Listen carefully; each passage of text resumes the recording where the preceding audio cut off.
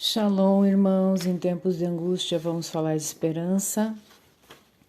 Vou trazer uma mensagem para vocês nessa manhã. Essa mensagem, ela partiu, né, de um questionamento de uma irmã no dia de ontem a respeito do que é a questão de produzir frutos. O que é produzir fruto? Então, vou tentar assim explicar para vocês, conforme a palavra, né, o que é produzir frutos. O que eu falei para ela ontem, que o primeiro fruto que Deus espera de nós é o arrependimento. O arrependimento, vamos dizer que é a chave que vai abrir a porta do reino dos céus. Você pode tentar colocar ali na fechadura qualquer chave, mas somente a chave do arrependimento genuíno, obviamente que na cobertura do sangue do Cordeiro de Deus, Yahushua Jesus Cristo, que vai ser aberta a porta do reino dos céus. Eu coloquei aqui essa imagem, né, de Romanos 2,4, que diz assim: não percebe quanto ele é bondoso, tolerante e paciente com você? Não vê que essas manifestações da bondade de Deus visam levá-lo ao arrependimento?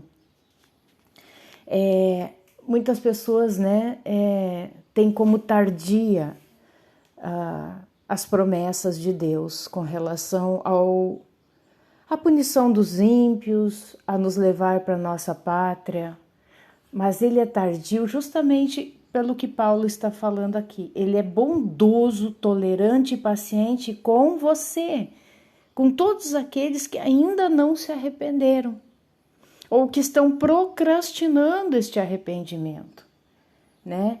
Porque é essa a chave que vai abrir a porta do reino dos céus. Quem falou com muita propriedade sobre isso foi João Batista. Vamos ler João Batista lá no livro de Mateus, no capítulo 3. Então, capítulo 3 de Mateus. Naqueles dias veio João, o Batista, pregando no deserto da Judéia e dizendo: arrependei-vos, porque o reino do céu tem se aproximado. Depois, no versículo 8, mesmo capítulo, versículo 8, diz o que aqui? Dai, pois, frutos dignos de arrependimento. Então, o primeiro fruto que nós temos que produzir é o arrependimento. Porque sem arrependimento não há fruto, não há produtividade, tá?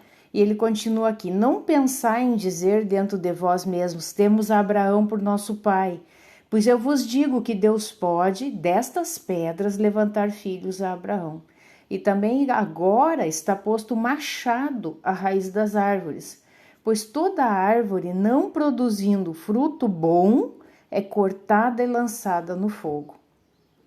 Eu realmente vos batizo com água para o arrependimento, mas aquele que vem depois de mim é mais poderoso do que eu, cujos calçados não sou digno de carregar. Ele vos batizará com o Espírito Santo e com fogo, cuja peneira está em sua mão, e limpará cuidadosamente a sua eira. Recolherá no celeiro o seu trigo, mas queimará a palha no fogo indestrutível. Irmão, só isso aqui já poderia terminar este vídeo. Se isso não traz temor e tremor para mim e para você, nós não somos dignos do reino dos céus. Não somos. Porque conforme Romanos falou ali, pela bondade, pela paciência de Deus, é para que venhamos a produzir frutos de arrependimento, que Ele ainda não botou tudo abaixo neste mundo. É para que venhamos a nos arrependermos. Mas as pessoas não querem ouvir essa pregação. As pessoas não querem. Por que que muitos que caminharam com Yahushua, com Jesus Cristo, chegou um momento que eles disseram, dura é essa palavra para nós. É muito dura. E eles largaram a mão do arado, retrocederam. Porque acharam muito dura. Porque o arrependimento não é apenas algo da boca para fora, não é apenas você dizer, levantar as mãos para o céu e dizer, Deus, eu me arrependo.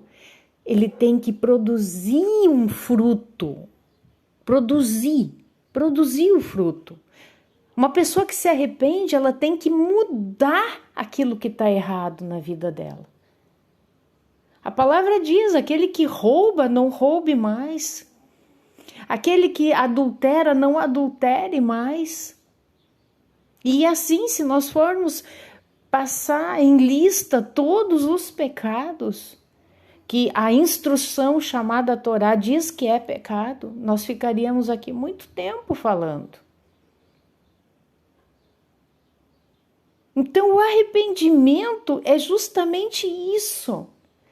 É através do arrependimento que nós vamos ter essa metamorfose de nos transformarmos da velha criatura numa nova criatura, sairmos do casulo da velha criatura e voarmos como, né, uma borboleta, como uma nova criatura.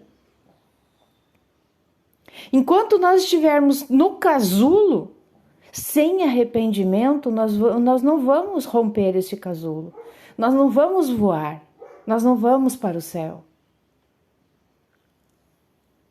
Nós vamos morrer dentro deste casulo. Nós não vamos ter forças para romper este casulo. É muito sério, é muito sério. Mas quem que suporta esta pregação?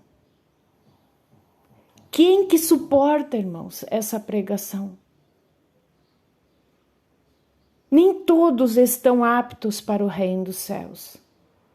E não é porque Deus faz acepção de pessoas. Não, Ele não faz. Ele quer que todos venham a se arrepender. Todos. E voltar para casa. Esse é o desejo do Pai. Porque Ele não tem prazer na morte do ímpio.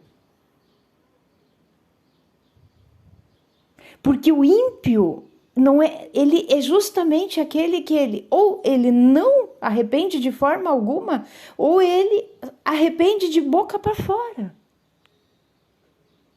Só de palavras, mas não produz fruto, não tem ação.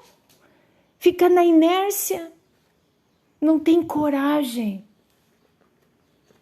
E os medrosos, os tímidos, não herdarão o reino dos céus. Nós temos como espelho Cristo e Yahushua, Jesus Cristo. Ele saiu de lá, do céu, da majestade que ele tinha ali, toda a glória que ele tinha junto ao Pai. Santo, santo, santo. Mas ele se despojou de toda esta glória, de toda essa majestade. E se fez carne, se fez homem para vir aqui pagar esta dívida impagável para nós. Mas ele pagou com o seu sangue. Com o seu sangue ele pagou. O que é o que nós temos que fazer diante do que Yahushua já fez por nós? O que significa o que nós temos que fazer é nada. Nós não suportaríamos passar pelo que ele passou. Nem o início do que ele passou. Nós não suportaríamos. E o que ele pede de nós é quantos por cento?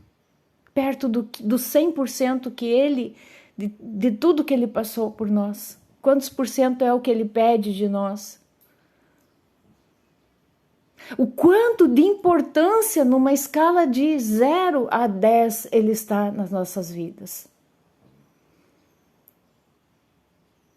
O quanto de mais importante está aquilo que está impedindo nós de nos arrependermos.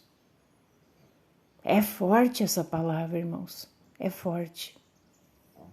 Decisões, ações. Isso fala de sair da inércia. Nós não sabemos o dia nem a hora que ele virá. Não sabemos. É como aquele pote, aquela vasilha de leite no fogo. Você fica ali, né? Vigiando aquele leite, vigiando para não vir por cima, derramar no fogão e vir aquele caos. Aí você desvia o olhar 1 segundo, o leite vem e derrama. É assim. Assim será a vinda do Mashiach. Um piscar de olhos. E não terá tempo para mais nada. Então, Mateus 3:8 vai falar: produzi, pois, frutos dignos de arrependimento. Dai frutos dignos de arrependimento, dai. Dai é um verbo imperativo, é uma ordem, dai. Efésios 5:9.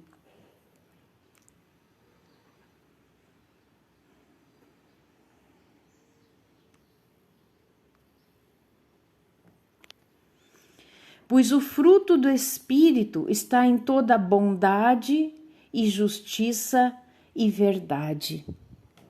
Gálatas 5:22. Esses são os outros frutos que nós temos que produzir, né? Que a gente chama o fruto, como se fosse o fruto com vários gomos, né? 5:9. 5:22. Vai dizer assim: mas o fruto do Espírito é amor, alegria, paz, paciência, afabilidade, bondade, fé, brandura, temperança. Contra essas coisas não há lei. Pois aqueles que são de Cristo já crucificaram a carne com as paixões e concupiscências. Então, muitos não se arrependem porque não crucificaram a carne ainda, com as paixões e concupiscências. Isso é um obstáculo ao arrependimento. Porque não basta nós dizermos que somos de Cristo, mas o que prova isso? O que prova que somos de Cristo? A obediência. Mas aqui em Gálatas, Paulo está falando a este povo: aqueles que são de Cristo já crucificaram a carne com as paixões e concupiscências. E estar em Cristo é também, não é só ele que foi crucificado, nós também temos que nos crucificar com ele. E por que ele está falando com este povo dessa forma? Porque os pagãos, justamente os gentios que Paulo foi dado como apóstolo, eram idólatras. Era um povo idólatra. E os outros deuses, né, os deuses pagãos, eles não exigem arrependimento. Eles não exigem santidade, eles não exigem crucificação. Não, faça o que quiser, ande como quiser, seja o que quiser. Tudo pode fazer, faça tudo, você é a lei. Não existe uma lei, você é a lei. Você define o que você quer fazer da sua vida. Assim é com os tais deuses dos povos pagãos, que nada mais são do que falsos deuses, né? Demônios. Então ele está dizendo: se vocês dizem que são de Cristo, Vocês têm que crucificar a carne com essas paixões e concupiscências. Se vivemos pelo Espírito, andemos também no Espírito. Não sejamos ávidos da vanglória, provocando uns aos outros, invejando uns aos outros. Então, crucificação, mortificação. De quê? Da velha criatura. Aquilo que eu fazia antes, se eu digo que eu sou de Cristo e eu quero voltar para casa, voltar, né, para o lar celestial, carne não herdará o reino dos céus. Não. Se alguém está pregando algo contrário a isso, é mentiroso. É falso profeta. É nova era. Porque a palavra não mudou. A palavra de Deus, ela é viva e eficaz. Ela é viva e eficaz.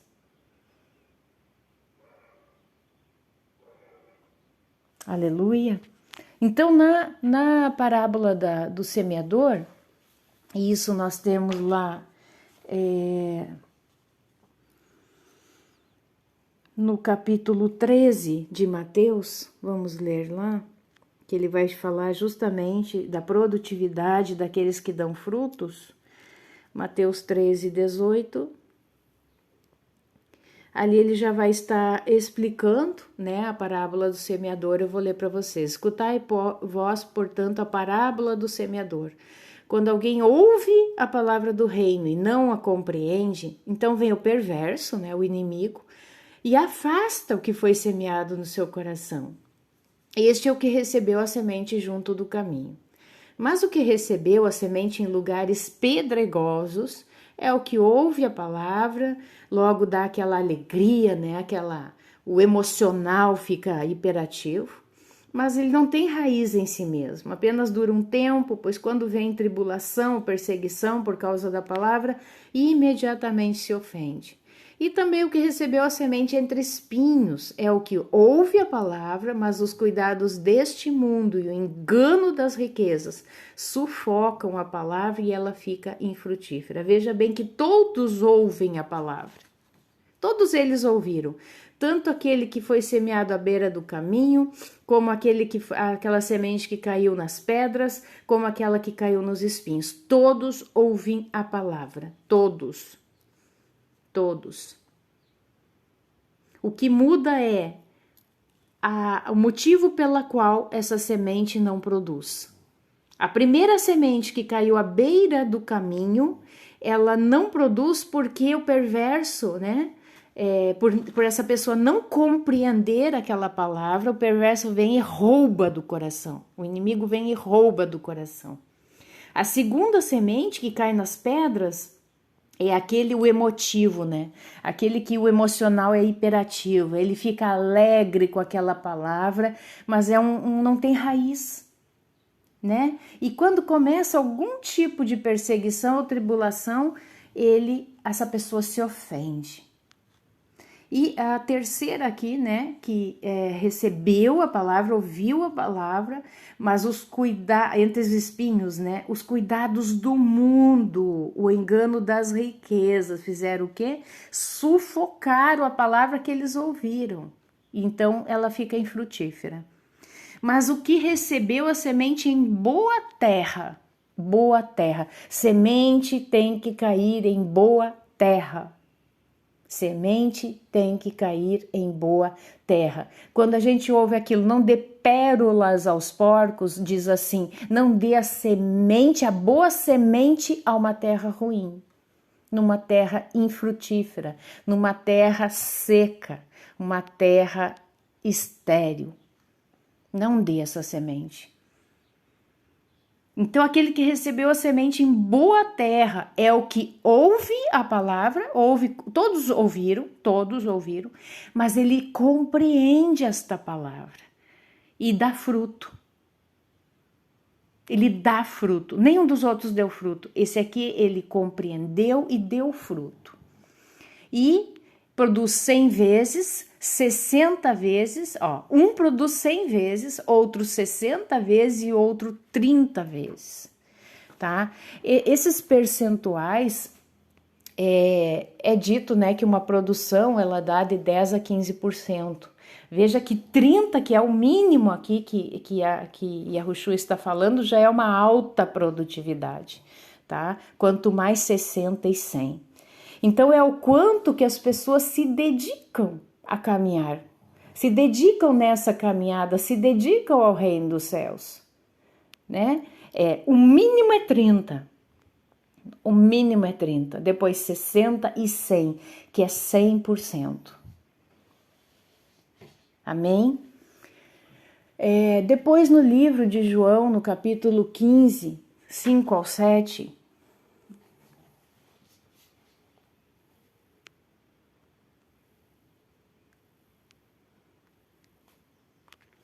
vai falar a tão conhecida parábola, né, a parábola do agricultor, né? Eu sou, deixa eu ver aqui, começar aqui desde o verso 1, diz assim: eu sou a videira verdadeira e o meu pai é o lavrador. Então, quem é a videira verdadeira? É Yahushua, Jesus Cristo. Ele é a videira verdadeira, veja bem. Se ele está enfatizando verdadeira, videira verdadeira, porque o inimigo vai sempre, né, fazer aquela imitação, só que a videira é falsa, né? E o meu pai é o lavrador. Todo ramo em mim que não dá fruto, ramo. Então a árvore, né? Imagine aí uma árvore, ela dá os ramos, tá? Então todo ramo em mim que não dá fruto, o que o agricultor faz? Ele tira. A poda, né? A gente, quem é agricultor ou tem um pomar sabe, né, que tem que fazer uma poda, né, nas árvores frutíferas, né? Então aqueles ramos que não estão dando fruto é cortado, né? Vai se cortando. E todo ramo que carrega fruto, ele limpa para que possa trazer mais fruto. Ora, vós já estáis limpos pela palavra que eu vos tenho falado. Então, o que nos limpa? A palavra. Então ele está dizendo aqui que nós somos limpos e não podados. O que dá fruto, ele é limpo e não podado. Prestem atenção. O que não dá fruto, ele é podado, ele é arrancado. Mas aqueles que dão fruto apenas são limpos. E como que é essa limpeza? Pela palavra que já foi dada a nós. Permanecer em mim e eu em vós. Como o ramo não pode dar fruto por si mesmo, se o ramo, né? Se você cortar o ramo da árvore, ele vai secar. Ele não vai produzir fruto por ele mesmo, ele precisa dessa árvore. Ele precisa, essa árvore alimente ele com a sua seiva. Então nós temos que estar conectados, grudados nesta videira verdadeira que é Yahushua. Então, o ramo não pode dar fruto por si mesmo, a não ser que permaneça na videira. Assim também vós não podeis, a não ser que permaneçais em mim. Eu sou a videira, vós sois os ramos, quem permanece em mim e eu nele, esse dá muito fruto, porque sem mim nada podeis fazer. Muito fruto. Então, ele pode dar a 100, muito fruto. Se algum homem não permanece em mim, ele é lançado fora como um ramo e murcha, e os homens os recolhem, os lançam no fogo, e eles são queimados. Se vós permanecerdes em mim, e as minhas palavras permanecerem em vós, pedireis o que quiserdes, e vos será feito, tá? Então, nós temos que estar conectados a essa videira, sendo limpos pela palavra, tá? E aí, aquilo que a gente pedir a Yahushua, ele diz que ele fará. Nisto é glorificado meu Pai, que deis muito fruto, e assim sereis os meus discípulos, tá?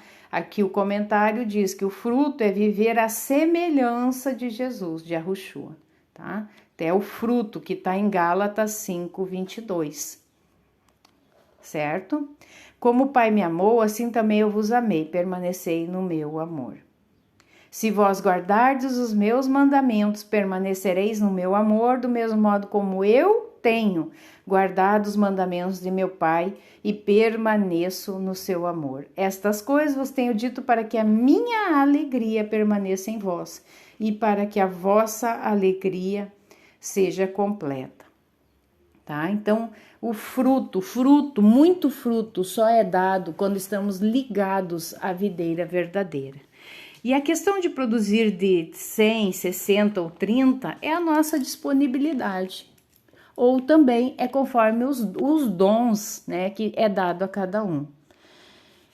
Eu vou procurar aqui, no livro de Ezequiel, fala algo que é muito interessante com relação a essa doação, né? O quanto a gente quer dar de fruto.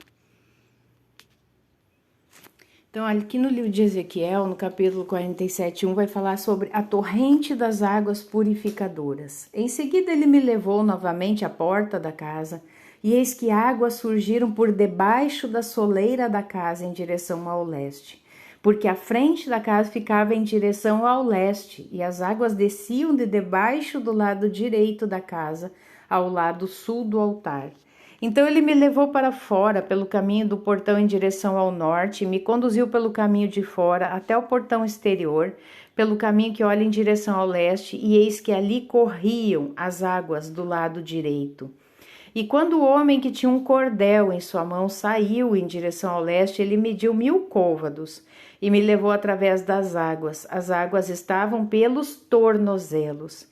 Novamente ele mediu 1000 e levou através das águas. As águas estavam pelos joelhos. Novamente ele mediu 1000 e me trouxe através. As águas estavam pelos lombos. Em seguida ele mediu 1000 e este era um rio pelo qual eu não conseguia passar, porque as águas eram profundas, águas para se nadar, um rio pelo qual não se podia passar. Então esse é o nível do quanto nós queremos produzir fruto, do quanto nós queremos mergulhar nas águas do reino, nas águas. Eu quero pelos tornozelos. Aqui pelo tornozelo tá bom, eu tenho medo das águas, né? Tem medo. Nós não podemos ter medo, né, de mergulharmos nas águas do eterno, tá? Então, pode ser pelo joelho, mas ele não ficou só pelo joelho, né? O homem o encaminhou mais adiante, mais 1000, mediu mais 1000, não sei se é côvados, deixa eu ver aqui.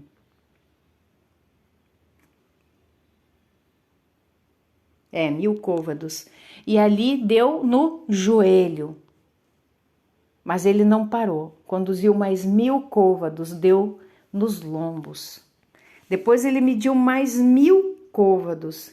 E daí ele já era uma água tal. Que era uma água que só nadando mesmo, já não dava mais pé. Então, 30, 60 e 100 é o nível de águas, é o quanto de entrega que nós vamos, né, nos doar para este reino, é o quanto de entrega, amém? Então, essa é uma meditação, muitas vezes já ouvimos sobre o fruto, né?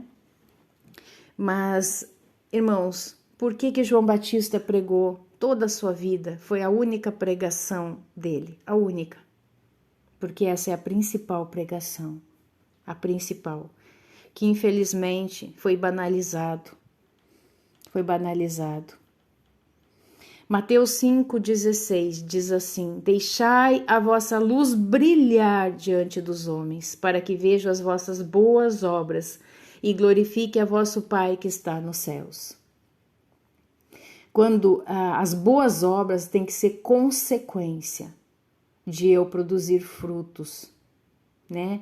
Então, boas obras é consequência da minha salvação, porque eu sou salva, porque eu me arrependi, eu produzo boas obras, eu produzo frutos. Isso é consequência. Boas obras, por si só, como muitas religiões aí pregam, o espiritismo, essas religiões místicas, elas até fazem muitas boas obras, né? Mas sem arrependimento e sem o sangue do Cordeiro, nada disso tem valor. Amém, irmãos? Espero que vocês tenham compreendido essa palavra nessa manhã. E eu agradeço a todos que emprestaram seus ouvidos, ficaram até o final deste vídeo. Se você curtiu, se você entende desta forma, se você acha que aquilo que foi dito nesse vídeo é a verdade, compartilhe. Existem pessoas carentes de ouvir essa palavra. Carentes. Então, a uns é dado a 100, a outros 60 e outros a 30. Amém, irmãos? Fiquem na paz de Yahushua, né, do nosso Salvador Jesus Cristo. Amém e amém.